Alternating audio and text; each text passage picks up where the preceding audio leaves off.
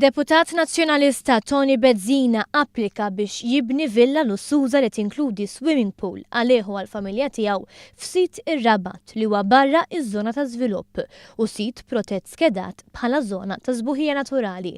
Il-post jinsab fi triq il-Belt Valletta l-Imdina u jidher minn fuq is-swar fil-waqt li minnu tidher il-fortifikazzjoni illi iddawwar il-Belt Sikta fost xenarju naturali mill-isbaħ. Tony Bezzina ma daħħanx l-applikazzjoni fismu imma fisem Martu Ġozett, għalkemm id-Deputat Nazzjonalista der bħala il-perit sal-proġett FODZ. Is-sit jinsab fost numru ta' liqi u għandu veduta mill-isbaħ biex bil-pjan tiegħu li jibni Bezzina kien se jagħmel investimenti li ma' żmien jiġi jiswa il-mijiet ta' eluf ta' euro jekk mhux iktar minn miljun euro. Dettalji kienu żvelati fil-Gazzetta Kulħadd li wrew kif fuq medda tard fejn illum hemm siġar u ġmil naturali, Tony Bezzina kienet jippjana li jibni 3 kmamar tas-sodda, 3 kmamar tal-banju, kamra tal-pranzu, kċina, living room, kamra l-istudju, washroom, fireplace, store bit-toilet miegħu, kamra għall-inbit u saħansitra garaxx. Biex ikun moqdi bl-aqwa mod, rid ukoll lift. Iżda l-applikazzjoni ta' Tony Bezzina li ġibdet lajn u l-adab ta' persuni li jħobbu l-pajsaġġ rabti mhix biss waħda li tokur lajna li xtinsab FODZ.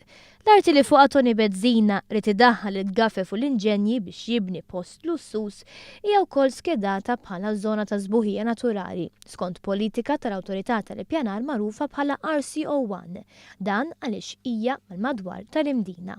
Fl-istess kategorija hemm siti oħra bħal belt u sistemi fortifikati madwar il-pajjiż. Tony Bezzina kienet jipprova jinħebba wara l-fatt li qed jgħid li jrid jirrestawra strutturi eżistenti għaliex din il-kelma żerżaqa fl-applikazzjoni. Iżda fil-verità l-uniċi żewġ tikmamar żgħar li hemm fil-post huma mingħajr soqfa u bl-ebda mod ma jirriflettu l-iżvilupp lussus li kellu f'moħħu jagħmel id-Deputat Nazzjonalista.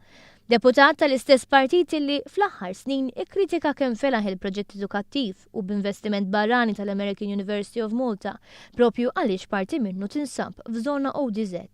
Sansitra dwar l-ODZ il-Partit Nazzjonalista tkellem fid-dokument dwar l-ambjent li pubblika ftit tal-ġimgħat ilu u li fost l-awturi tiegħu hemm l-istess Tony Bezzina. Lil Bezzina Simon Busuttil riedu għaliex hu kellem tal-affarijiet rurali u għalhekk taħ rwol ċentrali, l-oħrajn huma Marta Sportelli u Ryan Kallus. Minn paġna 44 il-qoddim id-dokument jgħid li l-Partit Nazzjonalista jrid jipproteġi l-ODZ. Wasal iż-żmien li l-art ODZ tkun imħarsa. ODZ is ODZ, saret klixej. Wasal iż-żmien li l-intuha sinifikat veru, jgħid id-dokument bil-firma ta' Bezzina.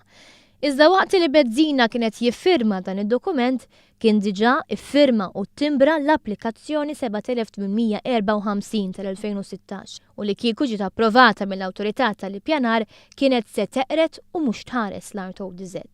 War l-inqabad Tony Bezzina qal li se jirtira l-applikazzjoni li tant ħadem fuqha fl-aħħar xhur u li d-dokumenti dwarha qatt iridu jkunu ippubblikati. Dan biex ikun iktar ċar x'kien se jagħmel Tony Bezzina.